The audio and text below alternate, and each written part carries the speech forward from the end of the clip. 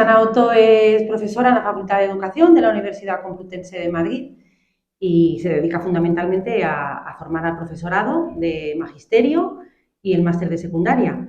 Y bueno, siempre está muy implicada con la educación. He sido profesora de secundaria cuando he sido más joven. Siempre me ha interesado muchísimo leer sobre cómo aprende la gente y disfruto un montón de todo lo que hacemos en la facultad. Pues es que yo siempre he sido profesora. Siempre, de muy jovencita ya ayudaba a mis compañeros con el inglés, que era lo que a mí se me daba mejor.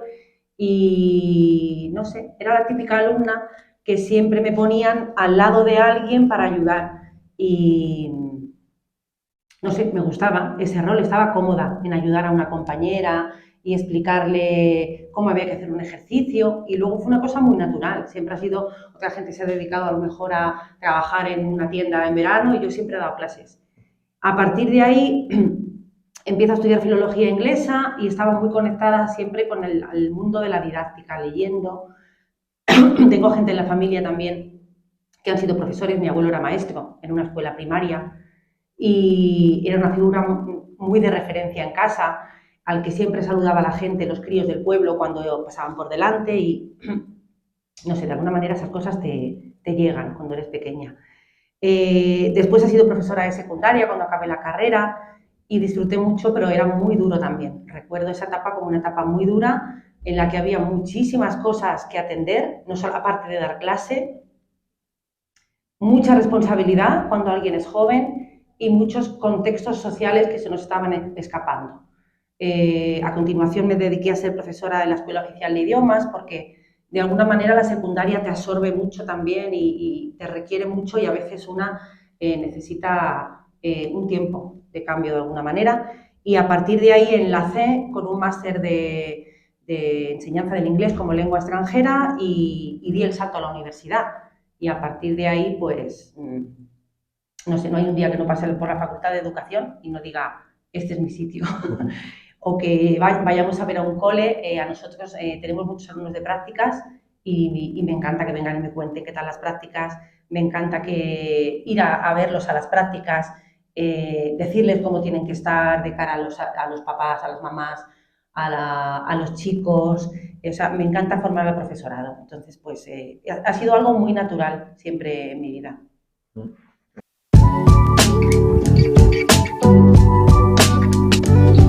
Pues me alegro de que me hagas esta pregunta porque hay mucho desconocimiento en torno al bilingüismo educativo. Quizás el nombre que se puso a los centros bilingües no era el más acertado, porque las familias o la población en general tiende a pensar que un centro bilingüe es un centro en el que los niños van a acabar siendo bilingües, y no se corresponde con la realidad. Primero habría que discutir además qué entendemos por ser bilingüe y darnos cuenta de que en realidad lo que entendemos habitualmente en la calle por ser bilingüe no existe. No existe un bilingüe equilibrado que sepa manejarse de igual manera en una lengua que en la otra. Y yo creo que hay que insistir a las familias y contarles la verdad. Un centro bilingüe es un centro en el que se imparte la enseñanza a partir de dos lenguas: la lengua vehicular, que puede ser el español, la lengua en España. En otros centros ya son bilingües en ciertas comunidades como tales, por ejemplo en el País Vasco, en Cataluña, en Valencia, y ahí tiene otro tipo de enfoque que es mucho más amplio al que conocemos en comunidades monolingües, pero siempre partiendo de la idea de que un centro bilingüe ofrece enseñanza en una amplitud de lenguas y los niños van a poder adquirir la lengua de una manera mucho más natural que si solamente estuvieran expuestos a clases de lengua extranjera, puesto que la lengua extranjera está impregnada en el currículo como tal. El currículo se integra de tal manera que se aprende la lengua en un contexto no tan natural como en una exposición en un país nativo, pero que desde luego ofrece muchas ventajas y es mucho más beneficioso porque tiene muy poco que ver con cómo hemos aprendido lenguas en este país tradicionalmente, que ha sido a través de la gramática, de la traducción, de estar expuestos en pequeños momentos de inmersión, pero que eran muy poco beneficiosos porque el input que se recibía era un input muy limitado.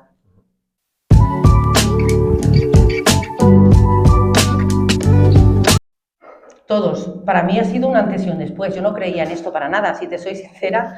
La primera vez que estuve expuesta a ver cómo era un colegio bilingüe, yo era profesora de Escuela Oficial de Idiomas y me habían llamado como profesora oficial de Escuela Oficial de Idiomas para evaluar a la primera promoción de niños de la Comunidad de Madrid que había acabado la primaria en centros bilingües y había que evaluarles oralmente y por escrito, y me quedé impresionada.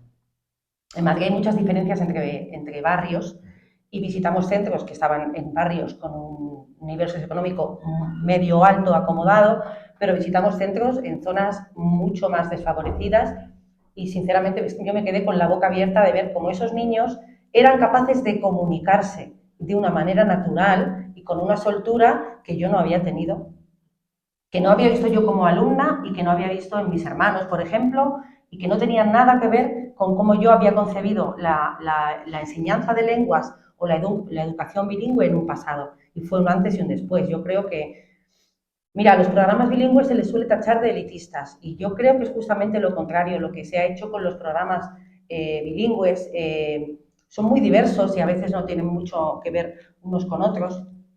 Pero creo que el gran acierto de la educación bilingüe en este país ha sido dar la oportunidad a gente que no hubiera tenido la oportunidad de otra manera de aprender una lengua extranjera en un contexto más o menos natural, con todos los beneficios que aporta, de una manera mucho más sencilla, mucho más fácil y sobre todo de una manera mucho más económica. Porque antes esto era una cosa de que quien podía pagarse un verano en el extranjero, quien podía acceder a un profesor particular, quien podía comprar cierto material, etcétera, era fácil que tuviera ese beneficio, pero quien no estaba muy desfavorecido. Entonces, para mí todos son beneficios. Hay que tratarlo con cuidado y hay que darse cuenta de que no todo el mundo quizá en la educación reglada va a llegar al mismo punto de conocimiento, de adquisición de la lengua, pero pensando en los beneficios que aporta, todos. Hay muchas familias que me dicen además siempre, o si suelo ir en la calle, bueno, pero si tú te vas al final tienes que irte a un país extranjero para aprender a hablar. Bueno, pues no tiene por qué ser así. Hay mucha gente ya que está aprendiendo a hablar muy bien, que se sabe comunicar oralmente y por escrito muy bien y no tiene que pasar obligatoriamente por vivir en un país extranjero. En la Facultad de Educación hemos visto un gap que hay un salto enorme entre las personas que vienen a estudiar con nosotros en la Facultad de Educación, entre los estudiantes que vienen de centros monolingües y de centros bilingües. Los que vienen de centros monolingües suelen tener un nivel, vamos a decir, de B1, porque se supone que es el nivel que cuando alguien ha cursado un bachillerato es el nivel que te otorga el ministerio supuestamente. Vamos a dejarlo así. Vamos a poner que esta gente de monolingüe viene con un B1. Los estudiantes que vienen de un centro bilingüe, no tiene que ser un centro bilingüe privado, de un centro bilingüe público, de muchos sitios, no solamente de la Comunidad de Madrid, están accediendo ya con un nivel más cercano al C1 que al B2. Eso nos da cuenta de que realmente ha habido un cambio en la sociedad.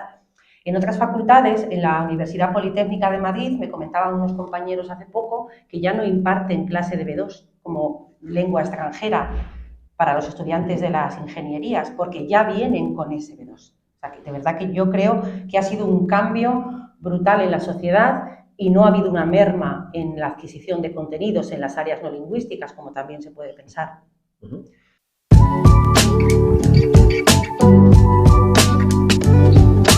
No, para nada, para nada. Es una de las críticas que se suele hacer, pero con muy poca evidencia científica, muy poca. Tenemos una compañera en la Universidad Autónoma que acaba de publicar un estudio, está publicado en la revista de Educación, si tenéis interés, efectivamente demostrando lo contrario. Ella es profesora de Historia y Geografía en la Comunidad de Madrid. Hizo un estudio, ha hecho su tesis doctoral precisamente para ver si había pérdida, una merma en los contenidos, en una asignatura muy compleja, que como es Geografía e Historia, en un tercero o cuarto de la ESO, donde se les exige además ya un nivel de competencia muy grande. Y se ha comprobado, evidenciado científicamente de que no hay ninguna merma en los contenidos. A veces las familias también dicen que los libros son más finitos, o sea, bueno, hay diferentes maneras de presentar los contenidos y a veces en las editoriales optan por resumir un poco más el contenido para hacerlo más accesible, pero hay que pensar también que un libro de texto no es la única fuente de información a la que tiene ya el acceso en los estudiantes y las familias, y que luego hay que ver también, por ejemplo, que las pruebas de los alumnos que acceden a una EBAU o a una selectividad, si hiciéramos un estudio, se ha hecho en la Comunidad de Madrid, y se comprueban las notas que obtienen unos y que obtienen otros, incluso cuando han cursado el bachillerato en lengua española esos 2 años, no ha habido ninguna pérdida de contenidos, para nada. O sea, es una creencia que no está fundada científicamente. Está en la calle, la gente lo comenta. Hay mucho sesgo político que yo creo que tiene que estar fuera de cualquier investigación que se precie, de cualquier conversación educativa que se precie, pero no se corresponde con la realidad, la pérdida de contenido.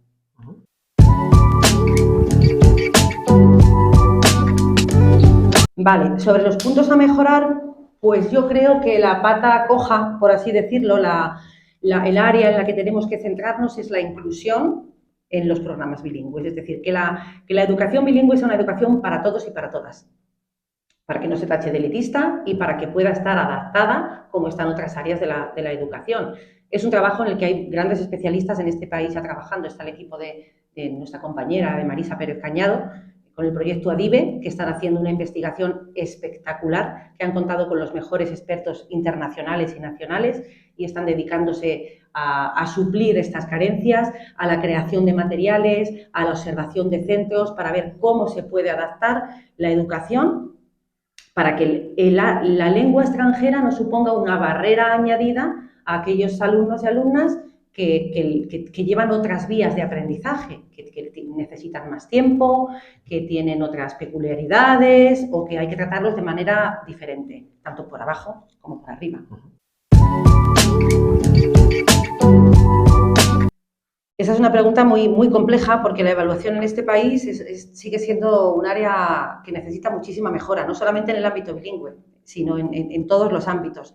Yo en ese tipo de formaciones, bueno, lo comentaba ayer con los participantes, tenemos siempre la impresión de que hemos ido avanzando en un montón de áreas en educación, somos capaces de hacer trabajo colaborativo, hemos incluido nuevas tecnologías, que no son tan nuevas ya las tecnologías ya no son nuevas nunca, pero la evaluación la seguimos tratando desde el punto de vista sumativo, de una serie de notas que se van compilando por parte de los estudiantes para hacer una foto final y no tiene nada que ver con el carácter formativo que debería tener la evaluación según la legislación actual y, bueno, otras pinceladas que venían antes en otras legislaciones que ya nos daban una idea de por dónde ir. La evaluación se ha quedado como congelada. Si viniera alguien del pasado, un profesor del siglo pasado, a hacer una evaluación aquí, creo que no tendría ningún problema. Sabría que los alumnos y las alumnas se siguen sentando individualmente, que hay que evaluar a la persona de manera individual, que normalmente hay un examen escrito, que tiene un tiempo limitado y que no hay manera de volver a retomar ese examen donde se quedó, porque ya es como una foto fija que te ofrecen. Cuando además añadimos la barrera, porque es una barrera de la lengua extranjera, se complica muchísimo más. Los profes y las profes que se dedican a evaluación en áreas no lingüísticas, que imparten, por ejemplo, Natural Science, Biology, cualquier área que se imparte en lengua extranjera, tienen siempre la duda de qué hacer con la lengua.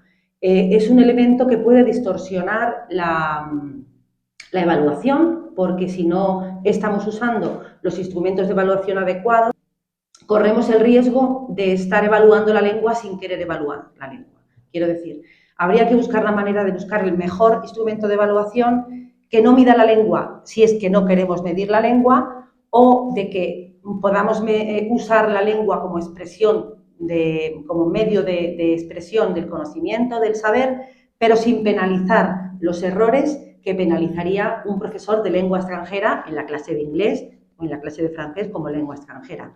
Y ahí tenemos un reto muy importante, creo yo, pero hay mucho que mejorar en la educación actual, en España, por lo menos sobre evaluación. Hace falta una mirada hacia la competencia y dejar a un lado de una vez el plano memorístico. Hay que centrarnos en lo que los estudiantes saben hacer, y a lo mejor la mejor manera de demostrar la competencia en un ámbito no tiene por qué ser un examen escrito o una prueba estandarizada de alguna manera. Es cierto que tenemos también, como comentaba ayer en la formación, la espada de Damocles siempre de la EBAU, de la selectividad, que marca mucho a partir de ciertas etapas qué es lo que la gente, cómo va a dar la clase, cómo va a dar la gente la clase en función de cómo se les va a evaluar a esos estudiantes en el futuro, cuando lleguen a la etapa de la selectividad, al acceso a la universidad. Pero ni todos los estudiantes tienen por qué llegar al acceso a la universidad, ni esa prueba va a estar así congelada para siempre. Ya hay ciertos pilotajes, hay un pilotaje de la prueba de evaluación de la próxima EBAU que tiene mucho más de competencial de lo que han tenido las anteriores, que se centran en situaciones de aprendizaje reales, donde se va a pretender medir la competencia real de un estudiante en un área y se van a dejar de lado otros aspectos como la corrección formal o la memorización, la memorística.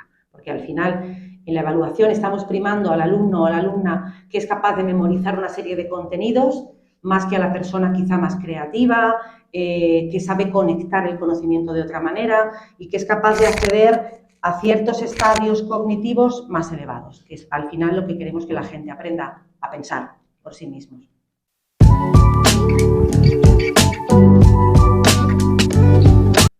Hombre, las escuelas desde luego son el primer acicate al que tenemos que atender y son como la palanca que va a impulsar todo lo demás. Sí, yo creo perfectamente que es completamente posible, porque además una vez que los críos o que los alumnos más mayorcitos están expuestos a varias lenguas, están expuestos a una apertura mental que les va a facilitar después intentar estar en contacto con otras culturas, con personas más diversas. Es un instrumento de socialización, de apertura mental, de tener un espíritu europeísta, internacionalista, que desde luego favorece.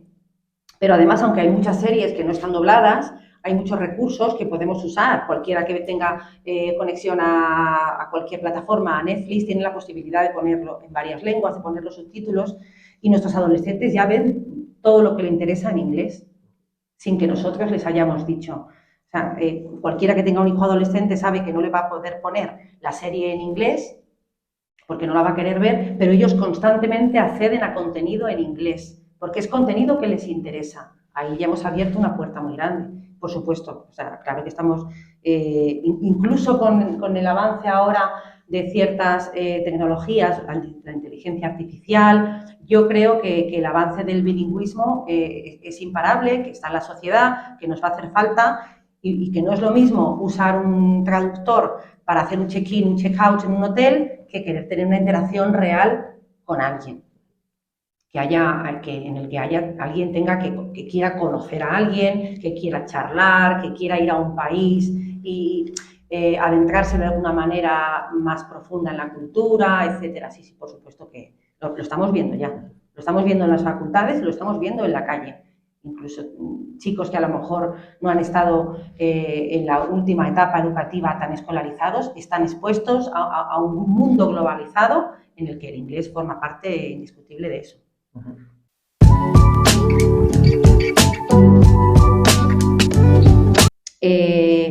Yo estoy convencida que de alguna manera lo que tenemos que hacer es intentar formar a individuos de manera competencialmente para que sean capaces de pensar por sí mismos. Quiero decir, que no se crean todo lo que leen, toda la información que les llega, que sean capaces de analizar críticamente una noticia, que sepan diferenciar lo que es verdad de lo que es mentira. Ahora, por ejemplo, con el auge de la inteligencia artificial, que les llegue una noticia y sepan si es un fake o no es un fake, y que a partir de ahí sepan desarrollar su propia personalidad y sepan estar seguros de que son ciudadanos competentes, saben expresar lo que saben hacer y no se dejan engañar por nadie.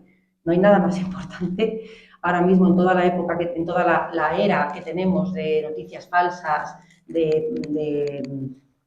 parece que estamos viviendo como en una nebulosa en la que no se sabe a veces qué es verdad, qué es mentira. Pues es importante saber discriminar hacia dónde vamos, quiénes somos, qué es lo que queremos y que sepan efectivamente, pues eso, saber expresar lo que saben de manera competencial y ser ciudadanos con un pensamiento crítico desarrollado.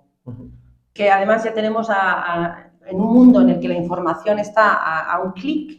Tú puedes buscar cualquier legislación, cualquier definición de lo que es algo. El reto está en saber discriminar si te vale esa definición, porque es de Wikipedia o no, o si no estás conforme y saber discriminar hasta qué punto la información te viene bien, no te viene bien, es real y cómo la vas a utilizar. Es decir, que sepas funcionar de manera competente como un adulto que está formado e informado.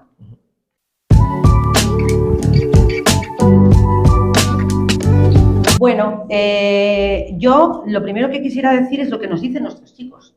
Nuestras alumnas, nuestros alumnos nos suelen decir que les hace falta que en los planes de estudios de las facultades de educación, me refiero a primaria ahora, haya más formación para atender a la diversidad. O sea, yo creo que en este momento tenemos que dar un paso más allá e incluir ciertas materias que no sean solamente unas pinceladas, sino que tengan una formación específica sobre cómo atender a ciertos alumnos que requieren una atención especial, saber pautas para ponerse en contacto. Por ejemplo, el trabajo entre el profesorado, quiero decir, que sean capaces de colaborar el profesorado de diferentes áreas, esto me refiero ya más a la parte de educación secundaria, pero sobre todo ellos destacan que requieren una formación específica para atender a la diversidad. Que a veces les estamos dando una formación muy general, pero en un aula no hay un alumno estándar o una alumna estándar, hay mucha gente diferente que requiere una atención diferente. Por otra parte, es maravilloso que se den cuenta de eso, que vengan y nos digan, y que se quejen, y que nos digan, oye, es que me habéis dado una formación para atender a alguien estándar, pero yo he llegado al aula y me he encontrado a este niño que tiene tal, aquel que tiene cual, y yo necesito pautas específicas que vosotros me tenéis que dar sobre cómo adapto esta actividad, sobre cómo hablo con las familias de este tema, etcétera, etcétera. Son alumnos muy inquietos y son gente muy abierta a ver lo que hay de verdad en las aulas y en las familias y en la sociedad como tal. Eso respecto al profesorado de primaria, infantil, primaria, porque atendemos infantil y primaria. Respecto al profesorado de secundaria, el tema es un poco más complejo, porque normalmente el profesorado de secundaria son excelentes profesionales, pero no han recibido una formación específica sobre pedagogías hasta el último momento de su formación, cuando han hecho el máster de profesorado. Bueno, ahora es el máster de profesorado, pero hay profesores que se incorporaron antes al sistema educativo en secundaria. Yo, por ejemplo, hice lo que llamábamos el CAP, que era un curso muy cortito, en que te daban unas pinceladas, y al profesorado de secundaria le falta esa base pedagógica, de alguna manera, de cómo transmitir su área, su especialización, de la manera más efectiva y, sobre todo, creo, de cómo trabajar de manera interdisciplinar. Es un problema que vemos en el ámbito bilingüe, pero vemos en cualquier otro sitio. Es decir, el profesorado de secundaria tiene que estar preparado para estar en comunicación con otros especialistas que hay en el centro, para que, de alguna manera, los estudiantes perciban el currículo como algo holístico, que vean las áreas de conexión para que aprendan mejor, de una manera más significativa.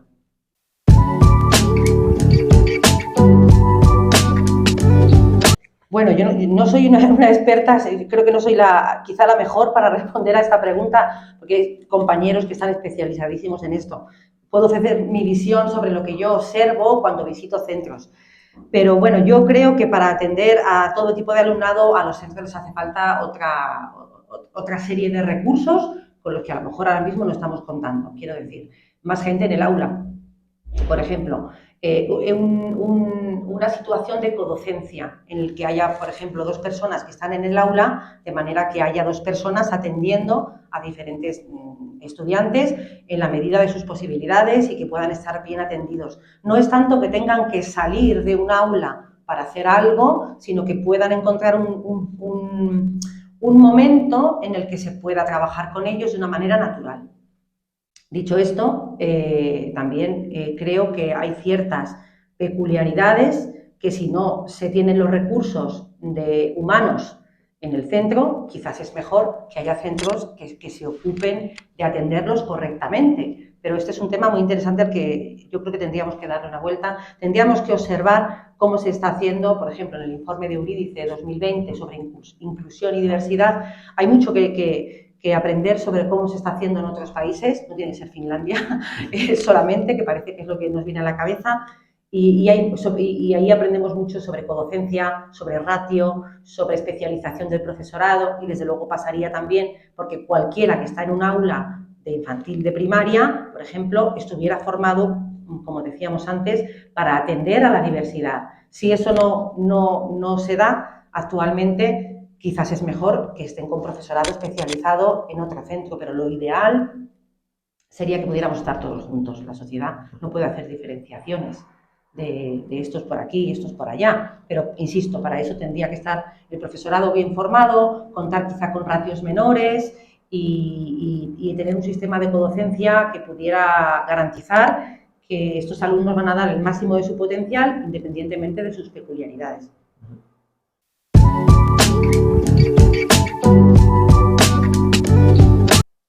Pues uno muy importante, o sea, yo creo que ha llegado aquí para quedarse y no tenemos que tenerle miedo, porque ha llegado para que cambiemos el chip de lo que estamos haciendo.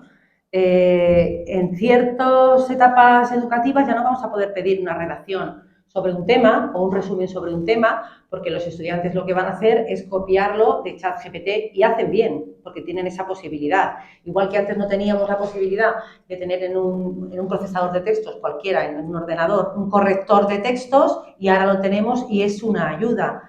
El tema está en cómo se utiliza.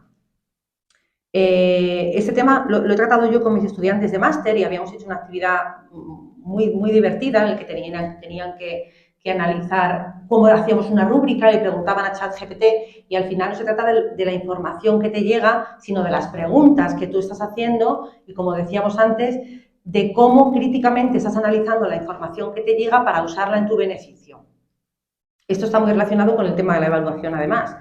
Si ya no podemos pedir ese tipo de pruebas, tenemos que pensar que es que la sociedad ha cambiado y ya no tenemos las mismas necesidades. Es como, yo lo veo como una evolución, como el Homo sapiens, el sapiens, una evolución de cómo somos como seres humanos. Ya tenemos una serie de gadgets que nos van a ayudar a hacer ciertas cosas, pero eso nos tiene que ayudar a plantear el conocimiento desde otra perspectiva, apoyándonos en las tecnologías que nos van a ser muy beneficiosas, reconociendo que para ciertas interacciones comunicativas se van a quedar muy escasas, porque, por ejemplo, el tema de esos pinganillos que lleva la gente para traducir, te puede valer como para una interacción muy sencilla, como decía antes, para hacer un check-in, un check-out en un hotel, donde la conversación está muy pautada, pero no creo que te pueda valer para establecer una relación afectiva, de amistad, como quieras, y para tener una intimidad un poco más, o para conocer una cultura. Al final, las lenguas son culturas y están íntimamente relacionadas y hay aspectos emocionales y humanos que las máquinas no nos van a poder resolver. Pero tenemos mucho que aprender de cómo usarlas en educación. Ahora mismo está todo bullendo, por así decirlo, y hay muchísima gente, muchos expertos que se están dedicando a analizar y que tenemos que escuchar. O sea, no tenemos que tratarlo desde el miedo de esto va a ser el fin. Tenemos que dejar de pedir ciertas tareas, ciertos trabajos y tenemos que empezar a medir el conocimiento de otra manera.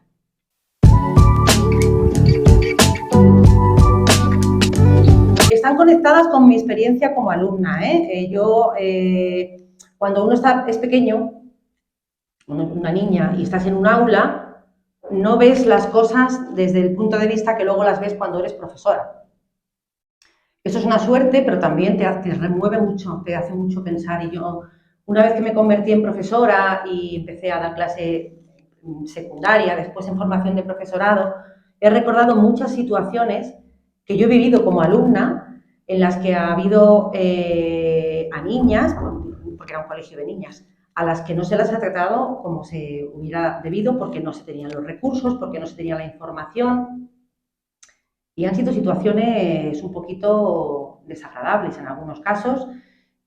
Han sido, desde luego, muy pocos, pero me ha hecho mucho reflexionar sobre la gente que estamos dejándonos atrás. Mucha gente que nos hemos dejado por el camino y que nos seguimos dejando.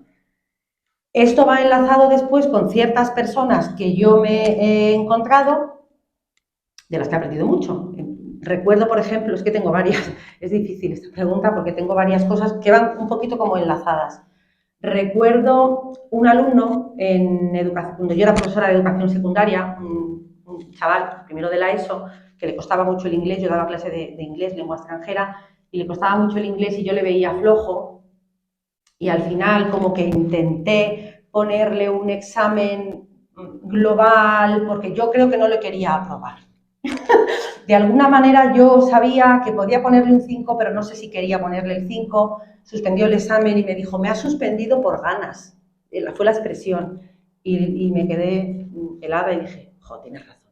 Y le tuve que aprobar, porque realmente yo no quería aprobarle y estaba buscando la manera, y a veces son cosas que te dicen, vamos a ver, esto hay que darle una vuelta. Y luego a partir de ahí, bueno, pues en la universidad he conocido a gente muy interesante de la que hemos aprendido mucho. Hemos tenido alumnos que han tenido muchas dificultades en su trayectoria académica en primaria y en secundaria, que las han salvado, que han venido a nuestras aulas porque quieren ser maestros y porque tienen ciertas dificultades, por ejemplo, dislexia.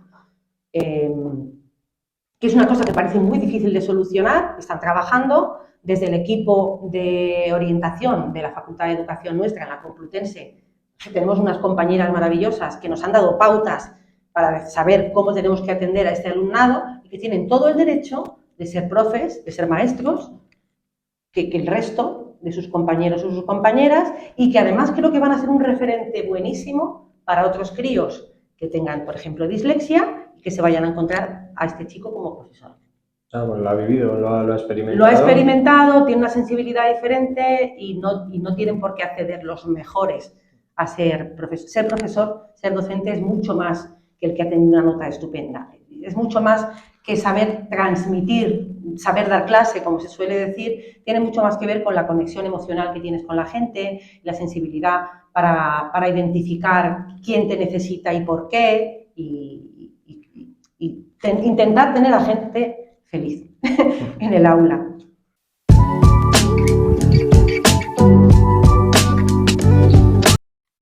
Esta es una pregunta muy interesante. Me gusta mucho que me hagáis esta pregunta porque hay mucho miedo siempre a perder nivel en esta sociedad. Y constantemente tenemos, por ejemplo, en Twitter, bueno, Twitter no es el mejor ejemplo de diálogo y de constructivismo educativo, pero bueno, me gusta sacarlo a colación porque se ve mucho el alma de la gente, ¿no? Como lo que le pasa a la gente por la cabeza, de manera muy natural, y eso me encanta. En Twitter hay un debate constante sobre que se están perdiendo contenidos, que ya no se aprende como antes, los niños no memorizan, antes estudiábamos tal, los libros de texto. Es totalmente falso. Este diálogo ya lo tiene Platón en uno de sus escritos, en los que se queja de que los jóvenes de hoy en día, hay muchos estudios en Estados Unidos, si buscáis kids this age, los niños de esta época, encuentras una barbaridad de estudios que aluden a esta supuesta pérdida de contenidos, de cultura, del bagaje cultural, no se corresponde para nada con la realidad. Eso por un lado. Los niños no se están perdiendo contenidos, se está pensando de otra manera, tenemos que identificar cuáles son las áreas de mejora y no van a ser las mismas áreas de mejora que teníamos hace 20 años o hace 100 o hace 500 o en el siglo pasado, igual que las áreas de mejora en otras áreas científicas, en medicina, no van a ser las mismas. Entonces no tenemos que tener este miedo no sé, alguien que opera cataratas no tendría el miedo de es que ya no operamos cataratas como antes, lo hacemos, claro, es que la ciencia va evolucionando. Y aquí, en nuestros contextos educativos, tenemos una gran oportunidad ahora de intentar que los niños, de atender a la educación socioemocional de los críos para que sean felices, porque además yo creo que cuando alguien es feliz, aprende mejor, está más relajado. Los que nos dedicamos a adquisición de lenguas o los que hemos estudiado adquisición de lenguas lo tenemos muy claro. El tema, por ejemplo, del filtro afectivo.